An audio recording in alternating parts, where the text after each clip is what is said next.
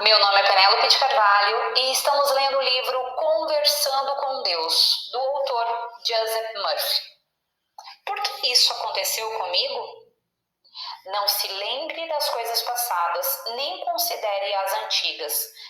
Isaías, capítulo 43, versículo 18. Mas uma coisa eu faço, esquecendo as coisas que estão para trás e avançando para o que está à frente, prosseguindo para o meu objetivo.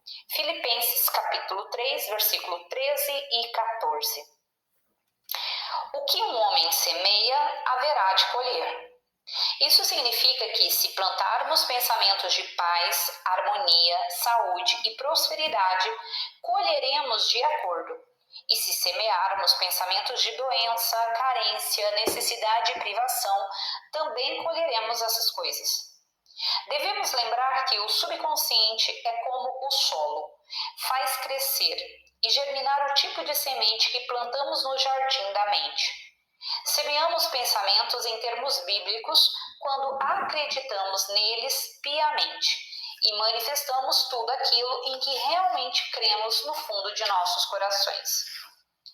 Eu tinha uma amiga que estava de cama, doente. Fui visitá-la num hospital em Londres e ela me disse: "Por que isso aconteceu comigo? O que fiz para merecer uma coisa assim? Por que Deus está zangado comigo? Por que está me punindo?"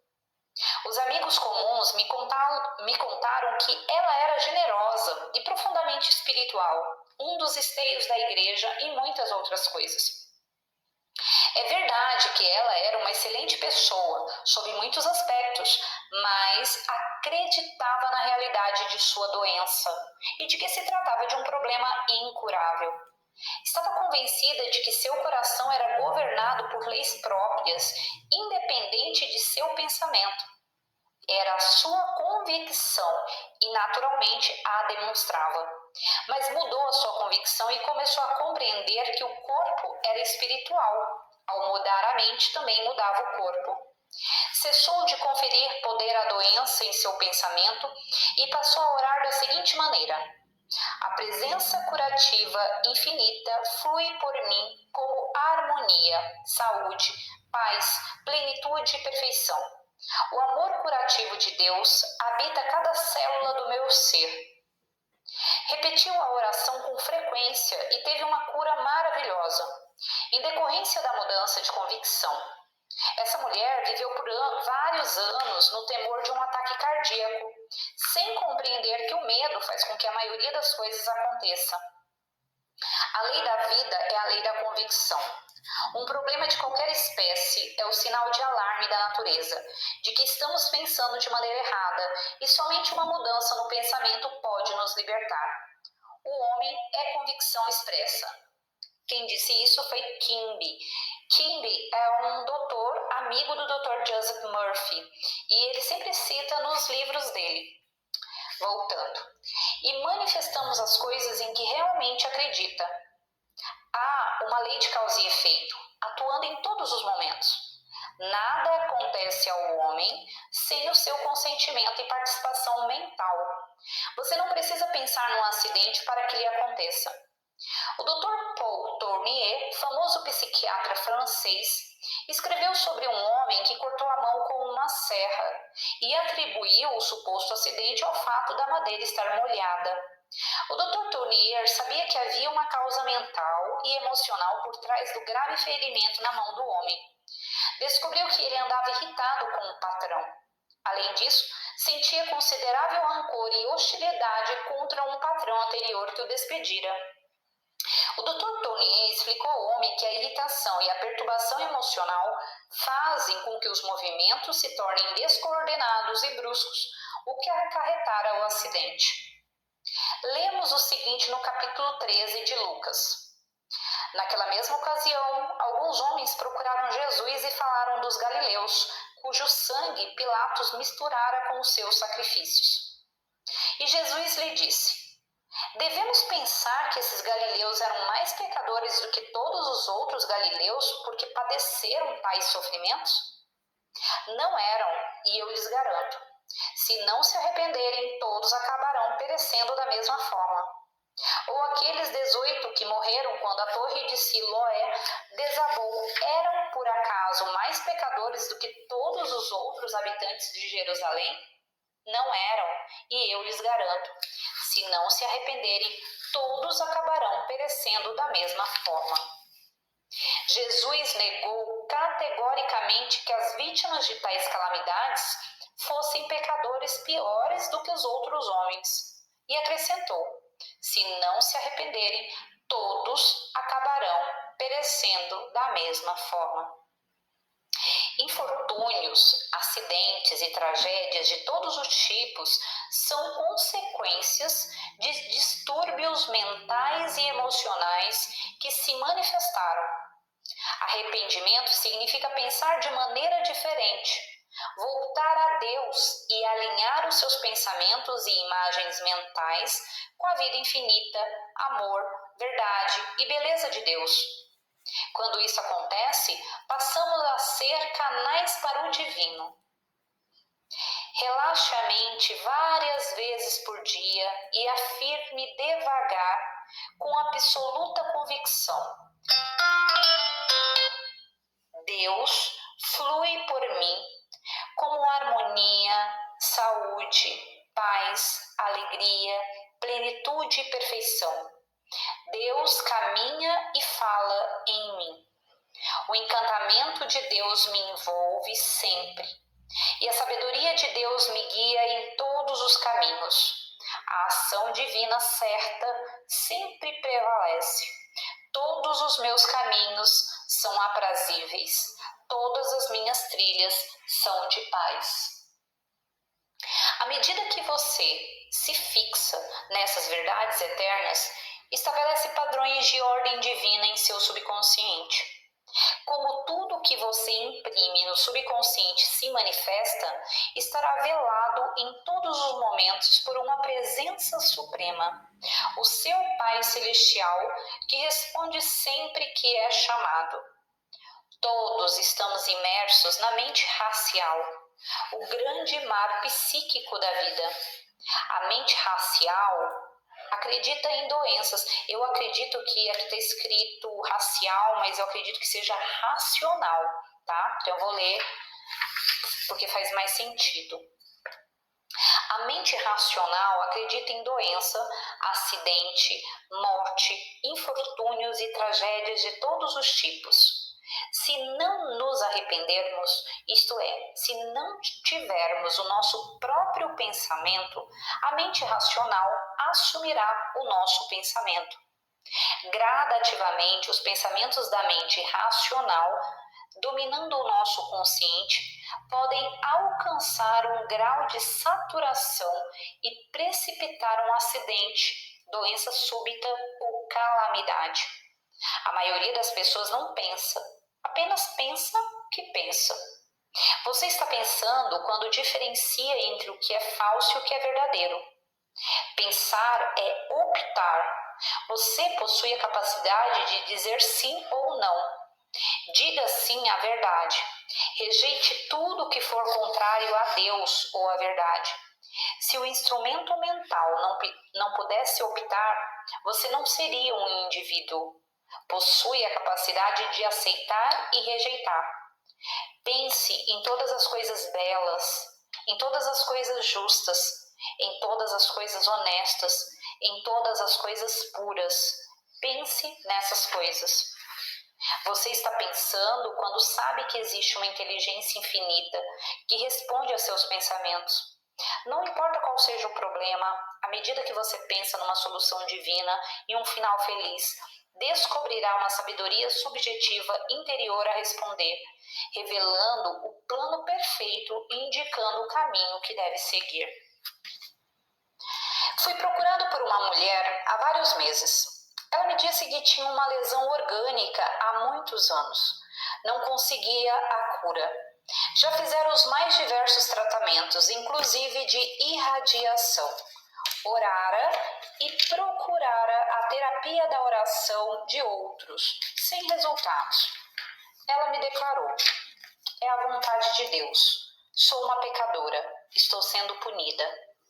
Também me contou que procurara um homem que a hipnotizara, descobrira o seu passado e tivera a desfaçatez e audácia de dizer-lhe que era uma vítima do karma, que fizera mal a outras pessoas numa vida anterior, punindo-as injustamente. Por isso estava agora sofrendo. E ela me perguntou desesperada: acha que é por isso que eu não fico curada? Tudo isso não tem o menor sentido, é um absurdo monstruoso.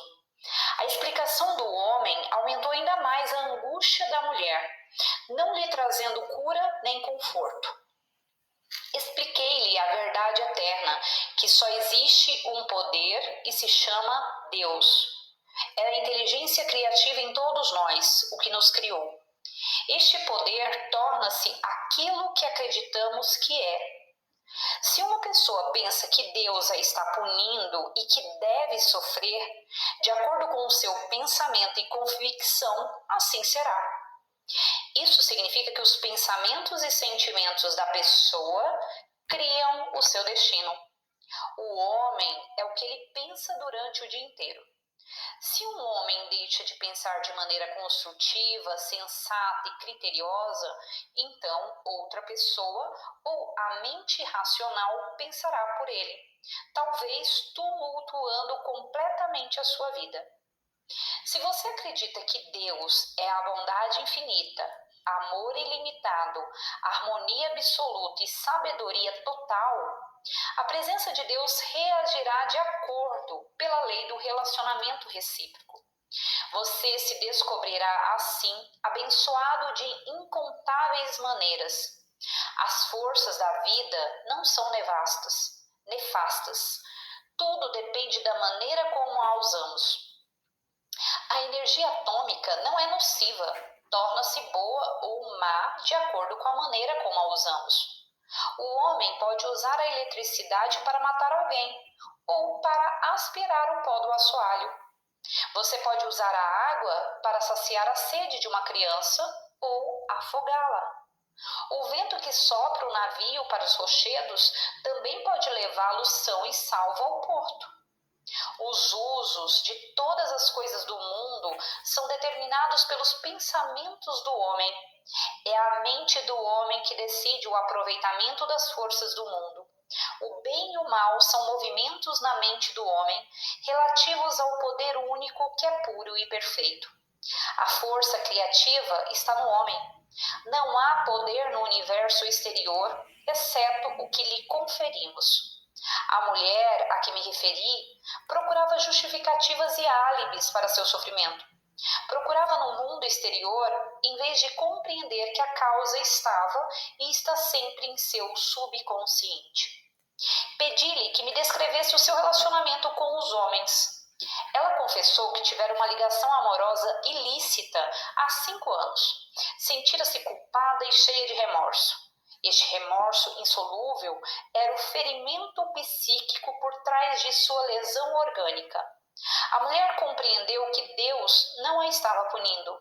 Era ela mesma quem se punia por seus pensamentos.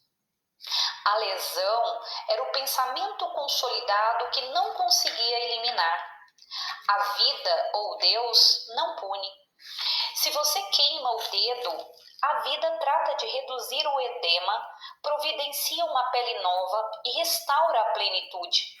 Se você come algum alimento estragado, a vida faz com que vomite e procura devolver-lhe a saúde perfeita. Os antigos diziam que o médico cobre a ferida e Deus a cura. Em menos de uma semana desapareceram as lesões e os sintomas mórbidos que nenhum tratamento médico ou terapia de oração conseguia curar. Não há pior sofrimento do que uma consciência culpada. Não pode haver nada mais destrutivo. Essa mulher passara 5 anos se punindo com seu pensamento destrutivo. A lesão rapidamente sumiu quando ela parou de se condenar e passou a proclamar que a presença curativa infinita saturava todo o seu ser e que a presença de Deus habitava em cada célula do seu corpo. Se você usasse de maneira errada o princípio da eletricidade ou da química por 50 anos, passando a usá-lo subitamente de modo correto, não diria que o referido princípio tinha um ressentimento contra você por causa disso. Da mesma forma, não importa por quanto tempo você tenha usado de modo errôneo a mente, de maneira negativa ou destrutiva, no momento em que passar a usá-la de modo correto, os resultados se seguirão. Não se lembre das coisas passadas, nem leve em consideração as antigas. Isaías, capítulo 43, versículo 18. Um homem procurou-me há alguns meses. Estava perdendo a visão gradativamente. Atribuía à falta de vitaminas fatores hereditários. Ressaltou que o avô ficara cego aos 80 anos de idade. Ele pertencia a um culto estranho, cujo líder, depois de ler seu horóscopo, disse que os planetas se encontravam em configuração maléfica, sendo esta a causa de sua visão precária. Sabe-se hoje nos círculos que estudam os problemas psicossomáticos que os fatores psíquicos exercem enorme influência em todas as doenças. A miopia pode ser acarretada pelo funcionamento da mente. O tratamento dos fatores mentais e emocionais do indivíduo, em vez do olho, pode revelar um fator emocional básico, o motivo pelo qual o subconsciente está escolhendo uma aflição que tende a excluir tudo, exceto o que está imediatamente ao redor. O Dr. Francis Dunbar declarou que determinadas reações emocionais podem fazer com que os músculos involuntários acarretem uma distorção do globo ocular. O homem me revelou em conversa que detestava a visão da sogra, que estava morando em sua casa. Sentia uma raiva reprimida. O sistema emocional não podia mais suportar a tensão, escolhendo os olhos como bode expiatório. A explicação foi a cura nesse caso. Ficou surpreso ao saber que as emoções negativas, se persistentes, dominam o subconsciente. E sendo negativas, precisam encontrar uma vazão negativa. As ordens negativas para o subconsciente, detesto a visão da minha sogra, não quero mais vê-la, foram aceitas como um pedido e se tornaram manifestas. Ele providenciou para que a sogra fosse morar em outro lugar e orou por ela, encaminhando-a a Deus e lhe desejando todas as bênçãos do mundo. Sua visão começou a melhorar quase que imediatamente e 2 semanas depois voltara ao normal. Ele sabia que perdoara a sogra, pois podia encontrá-la em sua mente e não experimentava mais qualquer desespero. Tentara justificar a vista em deterioração em termos de causas externas, em vez de sua própria mente. Uma deficiência de vitamina A pode causar a oftalmia, que é uma inflamação da conjuntiva ou do globo ocular. Mas isso pode acontecer em decorrência da ignorância, indiferença ou negligência da pessoa. A causa, nesse caso, seria a negligência e, posteriormente, um estado mental ou simplesmente uma carência de conhecimento. A vitamina A é onipresente e devemos ter inteligência para usá-la. Você não pode se esquivar ou contornar a lei da mente. Tudo acontece conforme você acredita, e uma convicção é um pensamento na mente. Nenhum poder exterior ou entidade maléfica está tentando atraí-lo ou prejudicá-lo. As pessoas constantemente atribuem seus males ao clima, entidades maléficas, germes, vírus e dietas. O homem polui o ar com estranhas noções e falsas doutrinas. Se um homem acredita que a proximidade de um ventilador elétrico o deixará resfriado ou com torcicolo, esta convicção, quando aceita, passa a dominá-lo e logo se manifesta. É por isso que a Bíblia diz: de acordo com a sua fé, assim lhe sucede. O ventilador não tem o poder de deixá-lo com um torcicolo, é inofensivo. Sua fé pode ser usada de 2 maneiras. Você pode ter fé num vírus invisível que provoca um resfriado, ou pode ter fé no espírito invisível interior, fluindo por você como harmonia, saúde e paz. Compreenda que Deus não pode ficar doente, e o espírito em você é Deus. O que é verdade para Deus também é verdade para você. Acredite nisso e jamais ficará doente. pois de acordo com a sua fé, na saúde e felicidade, assim lhe sucede. Emerson escreveu: ele, o homem, pensa que seu destino é estranho, pois a união está oculta, mas a alma contém o evento que ocorrerá. Assim, o evento é apenas a concretização dos pensamentos e aquilo por que oramos sempre nos é concedido. O evento é a impressão de sua forma. Ajusta-se a você como a pele. Esse trecho consta do livro Destino, de Ralph Waldo Emerson. O demônio na Bíblia significa ignorância ou incompreensão. Seu mal é uma inversão do princípio da vida, que é Deus. Deus atua em nós como uma unidade e procura se expressar por intermédio de cada pessoa, como beleza, amor, alegria, paz e ordem divina. A falsa ideia em sua mente é chamada de adversário, demônio, Satã e assim por diante. Os demônios que atormentam o homem são inimizade, discórdia, ódio, vingança, hostilidade, autocondenação e outras emoções negativas. Se o homem deixa de acreditar na bondade de Deus e num Deus de amor, a extensão em que pensa assim pode muito bem ser o seu chamado demônio, a fonte de suas angústias, sofrimentos e infortúnios. Recebi uma carta de uma mulher contando que sua filha assistia a uma briga numa rua de Nova York, quando fora atingida por uma bala extraviada. Houvera necessidade de amputar 2 dedos. Qual era a causa desse infortúnio? Seria a vontade de Deus? A ocorrência do acidente seria uma punição por seus pecados? A resposta se encontra na negativa a todas essas perguntas da mãe. Deus não julga nem pune. O bem e o mal são os movimentos da própria mente do homem. É um pensamento muito primitivo acreditar que Deus está nos punindo ou que um demônio nos tenta. Nosso estado de consciência está sempre se tornando manifesto. Homens, mulheres e crianças testemunham constantemente o nosso estado de consciência, e justamente esse estado de consciência é sempre a causa. Não conhecemos o que está dentro da mente da moça. Se ela era cheia de ódio, ressentida, hostil, sempre se condenando, poderia atrair o infortúnio. Devemos lembrar que a maioria das pessoas não disciplina, controla ou orienta seu pensamento e imagens mentais por canais divinos. O fracasso em pensar de maneira construtiva e harmoniosa do ponto de vista do poder infinito significa que deixam as mentes abertas à mente de massa irracional, sempre dominada por medos, ódios, invejas e todos os tipos de formulações negativas. O fracasso do homem em pensar do modo certo é tão ruim quanto pensar negativo e destrutivamente. Lembro-me de um evento em minha infância na Irlanda. Um camponês esperou por trás de uma cerca todos os dias durante mais de uma semana, a fim de atirar no proprietário das terras quando ele passasse. Um dia, quando se encaminhava para a cerca, tropeçou e caiu. O rifle disparou e ele foi atingido fatalmente. Não compreendi o motivo para isso na ocasião.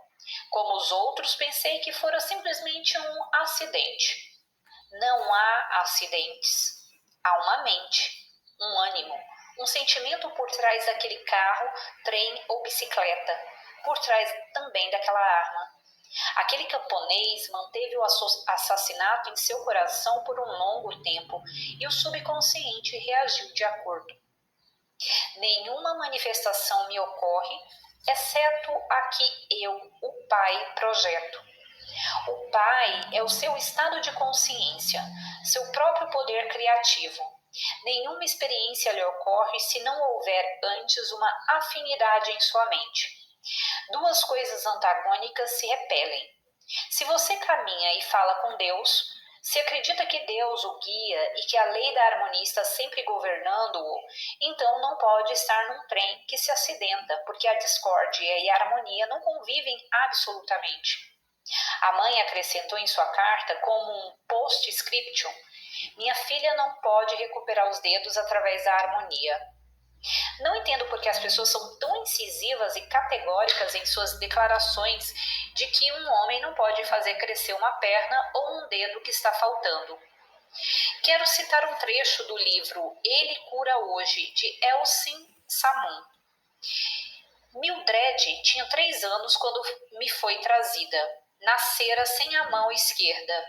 O braço terminava numa ponta que não era maior do que um dedo indicador, bem acima do pulso.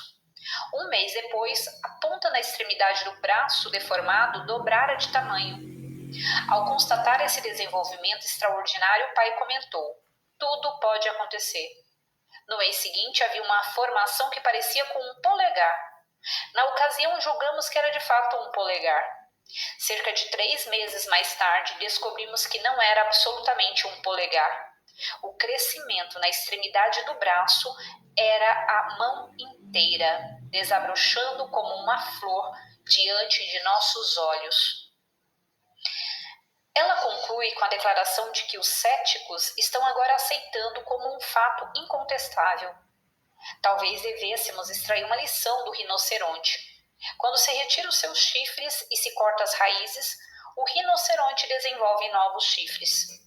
Corte as pernas de um caranguejo e novas logo crescem. Se um homem acreditasse que pode desenvolver um novo dedo, perna ou qualquer outro órgão, poderia perfeitamente experimentar a sua convicção. Vamos deixar de culpar os outros e procurar dentro de nós mesmos as causas para tudo. Acredite em Deus. Acredite na bondade de Deus. Descobrirá assim que todos os seus caminhos são aprazíveis e todas as suas trilhas serão de paz. Você é a convicção manifesta. Bom, finalizou aqui esse maravilhoso capítulo e no próximo áudio entraremos em um outro capítulo do Dr. Joseph Murphy. Espero que vocês estejam gostando. Então, até o próximo áudio. Tchau, tchau.